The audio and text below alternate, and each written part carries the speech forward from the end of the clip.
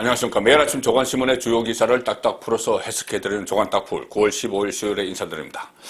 자, 조성은 씨, 정체성이 상당히 모호하죠. 조성은 씨가 이 대선판에 터뜨린 폭탄, 이 폭탄이 지금 대선 전국의 모든 이슈를 빨아들이는 그런 블랙홀이 되고 있습니다.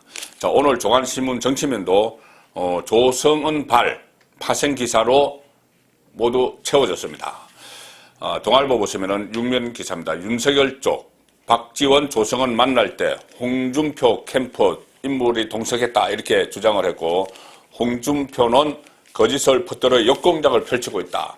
자, 이런 모든 것이 지금 조성은 씨가 매일 방송이나 그 언론 인터뷰 계속하면서 하는 말 속에 다 들어있는 그런 이야기들이 이 조간신문을 오늘도 가득 채우고 있습니다.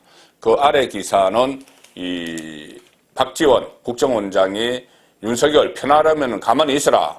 그리고 윤우진 전 용산 세무서장 사건, 그것을 거론하면서 경고장을 날렸다. 자, 지금 국정원장의 정치 공작이냐, 검찰의 검찰 권력 사유하냐, 이런 논란, 여러 가지 논란이 막 일어나고 있는데, 이것이 조성은 씨가 뉴스버스라는 인터넷 매체에 기사를 제보하면서 시작된 이야기입니다. 자, 박지원, 잠자는 호랑이 꼬리 왜 밟느냐? 국정원장 나가면은 나한테 다 죽는다. 이런 거의 폭언 수준의 말을 하고 있고, 이 박지원 씨는 조성은 씨와 8월 11일 날 롯데호텔에서 점심 식사를 하면서 그 자료들을 받아서 어떤 코치를 했다. 그런 의혹을 받는 인물이죠. 그런데 잠자는 호랑이 꼬리 왜 밟느냐 이렇게 이야기합니다. 그리고 윤석열 캠프에서는 후보에 대한 공갈 협박이다 이렇게 지금 반발을 하고 있죠. 자, 중앙일보 3면 보시면은 윤석열 쪽은 3자 공모를 규명을 해야 된다. 3자 공모는 뭐냐면은 박지원, 조성은 그리고 홍준표 캠프에서 한 사람이 더 있었다. 그리고 홍준표는 거짓 소문을 퍼뜨리고 있다. 자, 이렇게 이야기를 합니다. 이 조성은 씨가 제보한 그 고발장, 고발 사주 의혹, 이것으로 시작됐는데, 정치 공작, 무슨 엄흉한 냄새가 지금 진동을 하고 있습니다. 홍캠프 인사 동석 공방, 홍캠프의 이필영 조직 1본부장이죠. 이필영, 평생 본 적도 없다. 박지원과 조성은은 본 적도 없다. 이렇게 이야기하고, 박지원은 내가 윤석열과도 술을 많이 마셨다. 내가 조성은만 만나는 게 아니고 윤석열도 만나고 여러 사람 만난다. 그래서 가령 윤석열 검찰총장 시절에 나하고 술 많이 마셨다. 그러는데 윤석열은 따로 만나서 술 마신 적 없다. 이상한 방향으로 지금 대선판이 흘러가고 있습니다. 국민일보 보시면은 홍캠프 인사 동석 의혹의 윤홍 충돌, 당사자들은 동석 부인. 자, 갑자기 이것이 정권 차원의 정치 공작, 국정원장 정치 공작 이렇게 되다가 이 파편이 홍준표에게 튀었습니다. 그래서 윤석열, 홍준표. 자, 오늘 그 1차 컷오프 발표를 하면서 본격적으로 경선 레이스가 시작되는 이 시점에 갑자기 국민의힘 내부에서 내전이 벌어지고 있습니다. 그래서 한국일보 보시면 박지원 때리다가 홍준표의 유탄, 국민의힘 집안 싸움 불붙나. 이것이 문재인 정권의 정치 공작 의혹에서 지금 국민의힘 안에서 1위, 2위 여론조사 기준으로 1위, 2위 경선 주자가 서로 충돌하는 그런 양상으로 지금 번지고 있는 상황입니다. 자, 이 조성은 파문, 어떻게 해석을 해야 될까요? 저는 이 정체성이 모호한 한 30대 여성이 이 대통령 선거를 난장판으로 만들어 버렸다. 저는 이렇게 해석을 하고 있습니다. 이거 무슨 정치 공작 냄새도 진동을 하고 있고, 여러 가지가 있는데, 이 선거 결과가 지금 어떻게 되더라도, 대한민국 미래를 결정하는 이 대선이 지금 휘하화되고, 한 30대 여성에 의해서 난장판이 돼버린, 자, 그런 일이 지금 벌어지고 있습니다. 조성은 씨 정체성에 대해서는 제가 몇 차례 말씀을 드렸었죠. 처음에 박원순 캠프에서 정치를 시작을 했고, 그 다음에 천정배 의원의 소개로 국민의당, 안철수가 이끄는 국민의당에 들어가서 박지원이 비대위원장 할 때 비대위원을 했고, 그 다음에 작년 총선을 앞두고 아마 비례대표를 노렸겠죠. 그래서 신당을 창당을 하는 것으로 해서 지금 당시 미래통합당, 지금 국민의힘에 합류를 해서 선대위 부위원장까지 맡았고, 자, 그런 인물을 계속 선대위 부위원장까지 맡긴 이런 그 사람들도 상당히 저는 문제가 있다고 생각합니다. 그리고 특히 2017년 대선 때 안철수의 국민의당에 참여를 했는데, 그때도 여러 가지 논란들이 있었습니다. 그리고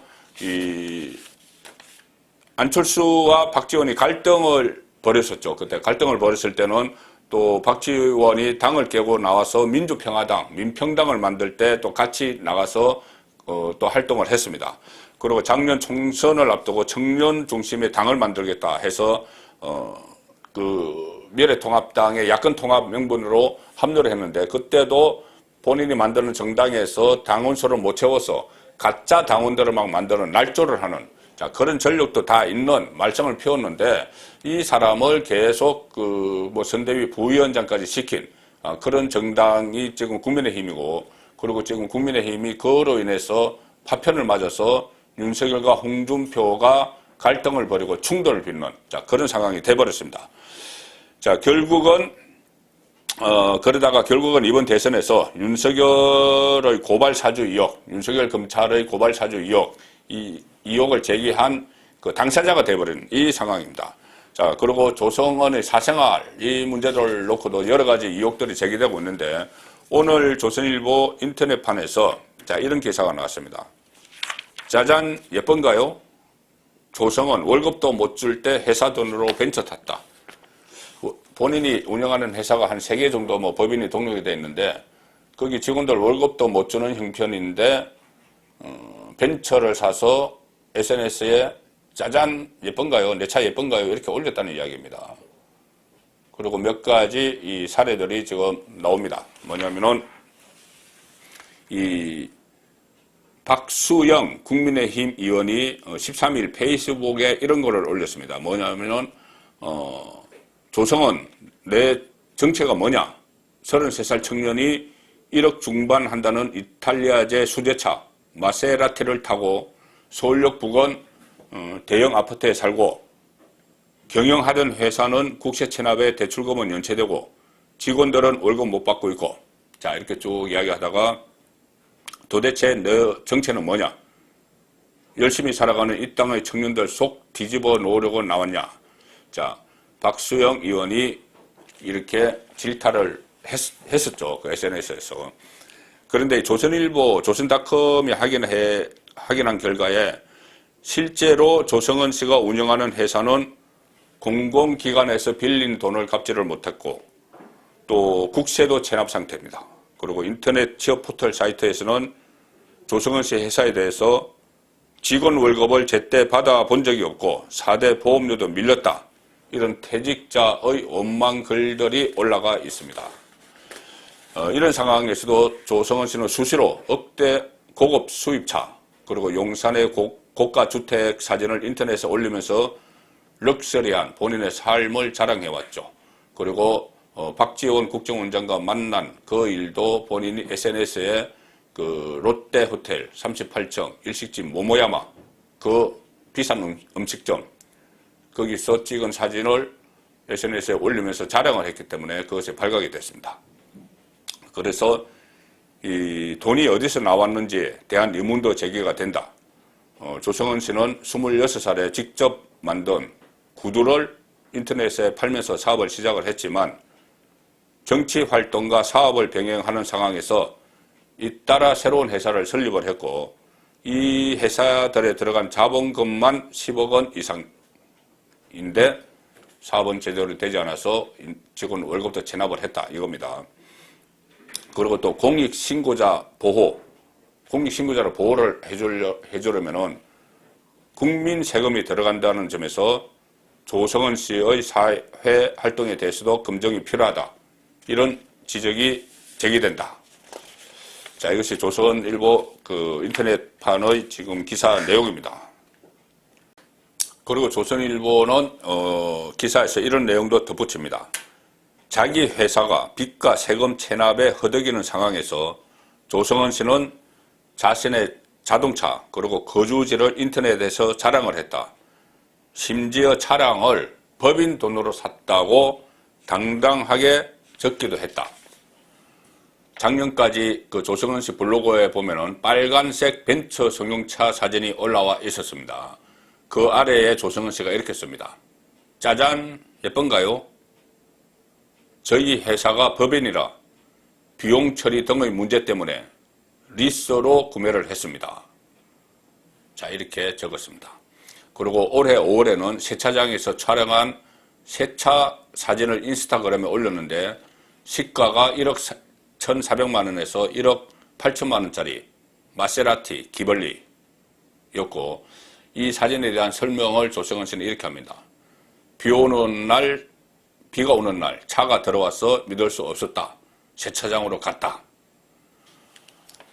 그리고 조성은 씨의 거주지도 지금 논란이 되고 있죠. 올해 들어서 용산구 동자동 고급 주상복합에서 촬영한 그 자신의 모습을 소셜 미디어에 자주 올렸는데, 이 아파트 임대 시세가 전세로 보증금이 14억 원, 월세는 보증금 1억 원에 임대료 800만 원, 매매 시세는 30억 원.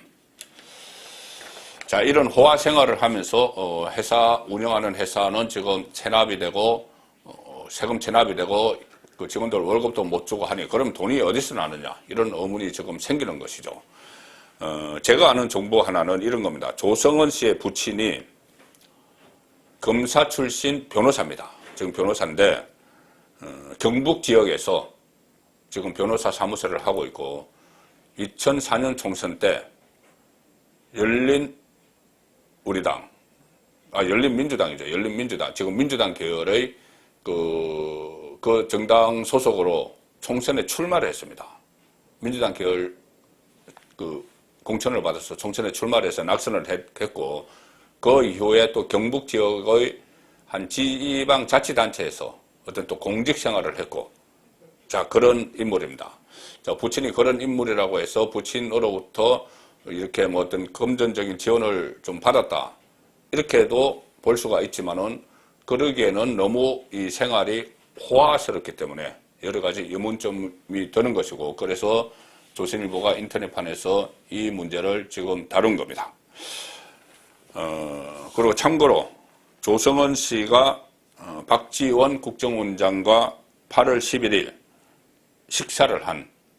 점심 식사를 했다고 했죠. 롯데 호텔 모모야마 일식집입니다. 그 일식집의 이 식대 점심값은 최저 12만 원에서 16만 원까지입니다. 점심 한 끼에.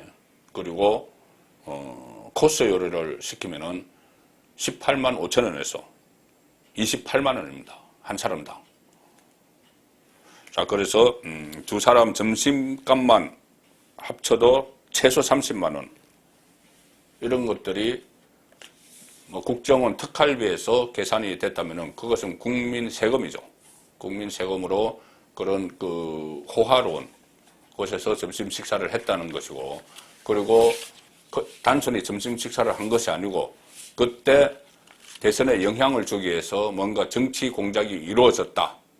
자, 이 논란이 있기 때문에 지금 조성은 씨가 일으키는 이 파문이 저는 상당히 우리 사회의 어떤 잘못된 잘못된 지점을 노출하고 있고, 또 이것이 대선판을 엉망으로 만들어버린, 난장판으로 만들어버린 그런 사건이 벌어졌는데, 그것을 지금 여당도 그렇고 야당도 그렇고 또 국정원까지 모두 여기서 수렁에서 헤어나지 못하는, 자, 그런 상황이 이어지고 있는 것이 지금 오늘의 현실이다.